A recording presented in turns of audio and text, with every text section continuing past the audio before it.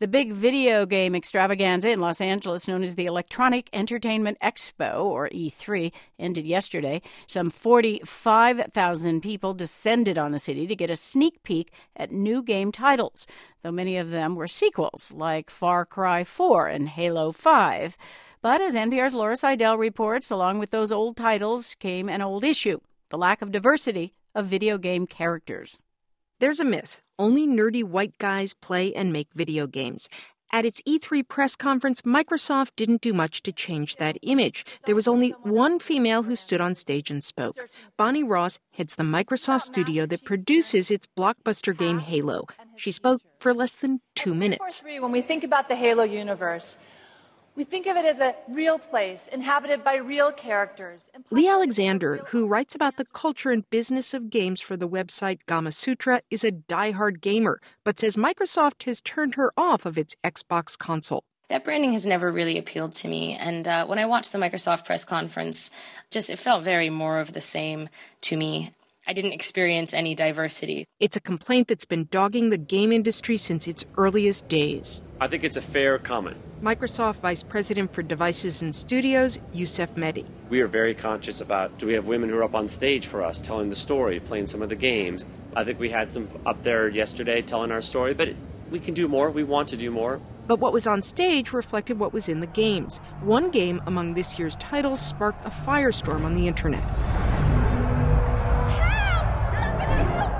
The latest Assassin's Creed Unity takes place on the eve of the French Revolution. The game will be available for Microsoft's Xbox, but it's made by Ubisoft. There are 4 playable characters. Not one of them is female. In an interview with the gaming site Polygon, Unity's creative director, Alex Amancio, said having a female assassin was, quote, a lot of extra production work. Twitter lit up with the hashtag #WomenAreTooHardToAnimate. Game critic Alexander thinks Amancio's comments are revealing. What their response reveals is that they didn't scope for it, that from the beginning it wasn't a concern. Alexander was also among many, including game designers, who questioned why animating a woman was so hard. I think they must presume that they're going to have to animate all these flowing dresses and flowing hair and jiggling breasts and things like that, which really interesting insight into how technical folks in the game industry view women's bodies. In previous versions of Assassin's Creed, Ubisoft did have female protagonists. In a statement, Ubisoft says it's committed to diversity and it will continue to look at showcasing strong female characters.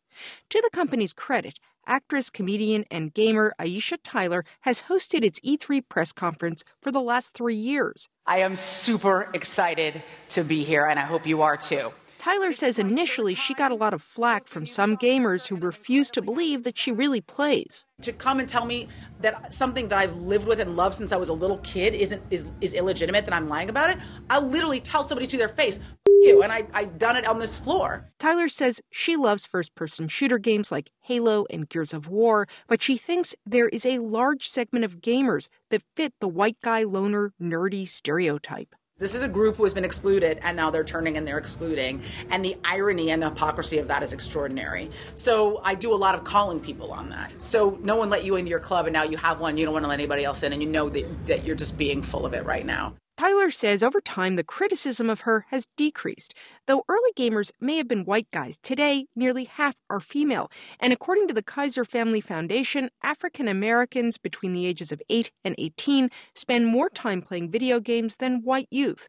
Unfortunately, 85% of the people making the games are white and male. So look at me, African American male, running the U.S. arm of a Japanese company. Reggie Fils-Aimé is the president of Nintendo of America. He says Nintendo cares about diversity, but it has a bigger priority.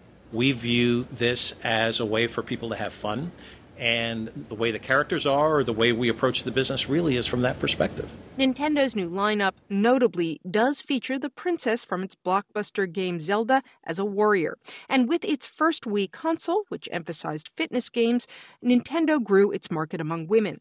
In 2013, the global industry for games passed $90 billion in revenue. The fastest growth was in mobile and online games, which are more diverse.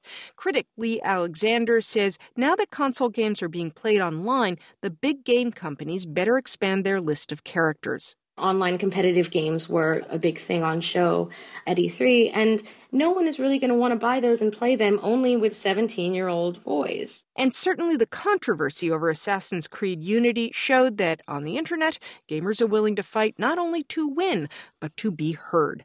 Laura Seidel, NPR News.